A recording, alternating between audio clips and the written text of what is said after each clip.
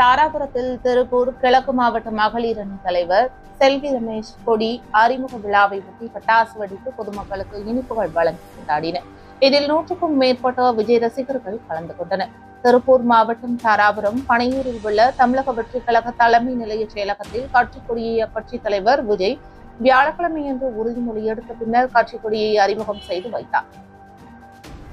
கொடி சிவப்பு, மஞ்சள் என இரு வண்ணங்கள் மத்தியில் 2 போர் யானைகள் வாகை மலருடன் வடிவமைக்கப்பட்டுள்ளன. இதனைத் தொடர்ந்து தாராபுரம் சட்டமன்ற தொகுதியில் அண்ணா சிலை அருகே திருப்பூர் கிழக்கு மாவட்ட மகளிர் அணி தலைவர் செல்வி ரமேஷ் தலைமையில் மேலதாளங்கள் முழங்க பெண்கள் படையுடன் பழைய நகராட்சி அலுவலக பகுதிக்கு வருகை தந்தார்.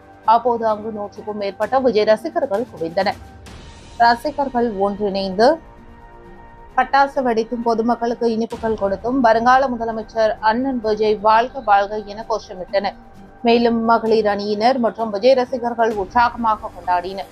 திருப்பூர் கிழக்கு மாவட்டத்தைச் சேர்ந்த தலைவர்கள் மகேஷ், ஷேக் பரீத், சபரிநாதன் உள்ளிட்டோர் உடன் இருந்தனர். இந்த நிகழ்ச்சியின் போது தாராபுரம் போலீசார் பாதுகாப்பு பணியில் ஈடுபட்டனர்.